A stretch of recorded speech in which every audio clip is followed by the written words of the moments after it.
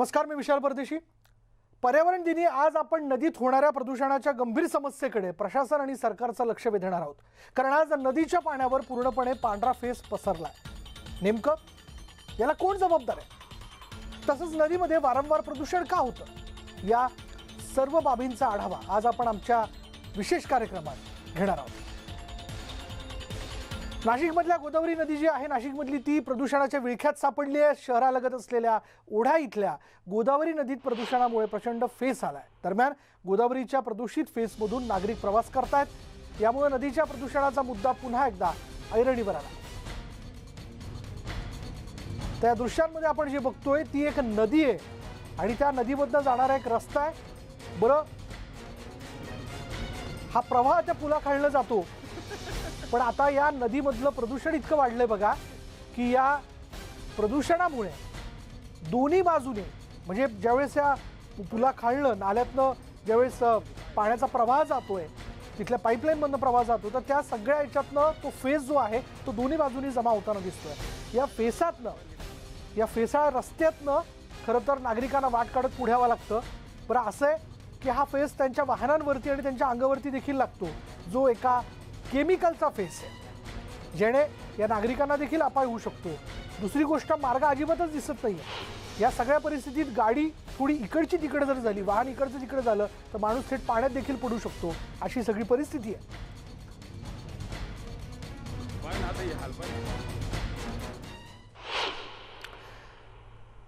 इथली ही परिस्थिती दुसरीकडे यमुना नदी प्रदूषणाच्या विळख्यात अडकलेली आहे। कालंदी कुंजमधील नदीच्या पाण्यावर देखील पांढरा फेस दिसून येतोय। विषारी द्रव्यामुळे हा पांढरा फेस जो आहे तो निर्माण होतोय आणि ही नदी पूर्णतः प्रदूषणाच्या विळख्यात आहे। याबद्दलची भावना देखील तिथले स्थानिक व्यक्त करताना दिसत आहे।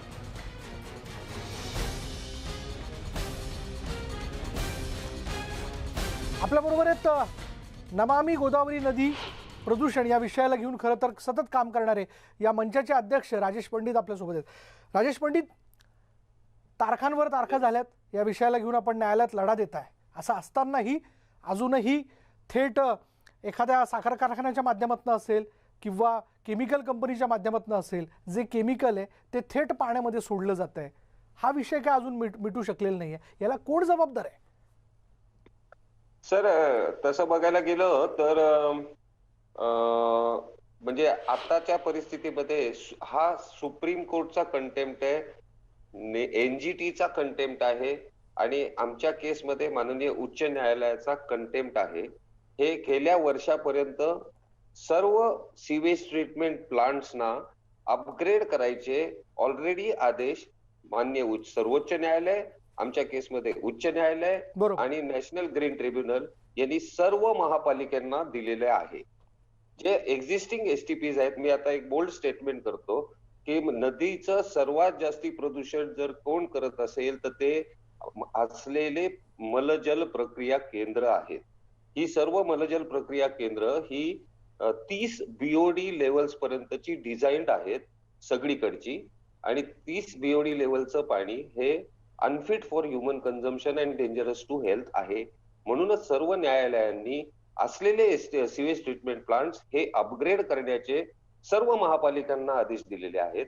आणि जे आज तागायत 1 वर्ष उलटून गेलं तरी एक्झिस्टिंग सीवेज ट्रीटमेंट प्लांट्स हे, पहिली गोष्ट तर सगळ्या शहरांमध्ये आहेत का नाहीयेत, म्हणजे बांधलेच गेलेले आहेत का नाहीयेत, हा एक वेगळा प्रश्न आहे। पण जे एक्झिस्टिंग आहेत ते अपग्रेड करण्याचे निर्देश ऑलरेडी दिलेले आहेत।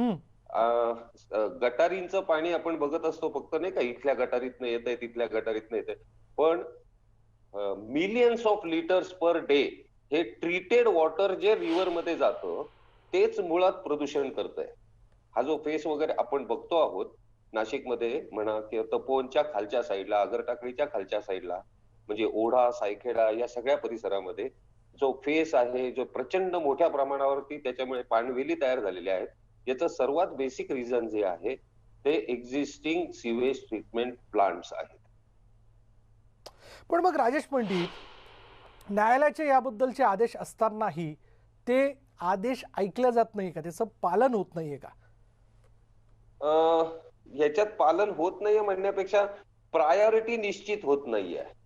म्हणजे आता आमच्या इथं प्रवीण घेडाम सर असताना त्यांनी महासभेमध्ये डॉकेट ठेवताना आयुक्तांच्या वतीने अपग्रेडेशन ऑफ सिवेज ट्रीटमेंट प्लांटचे पैशाचं मेन्शन केलं. बर ते महासभेनी सगळ्यांनी मिळून फेटाळून लावलं आणि त्यावेळेला त्यांनी कन्स्ट्रक्शन ऑफ रोड्सना जास्ती महत्व दिलं. इंटरनल कॉलनी रोड्स कन्स्ट्रक्ट करायचे होते, त्याला जास्ती महत्व दिलं.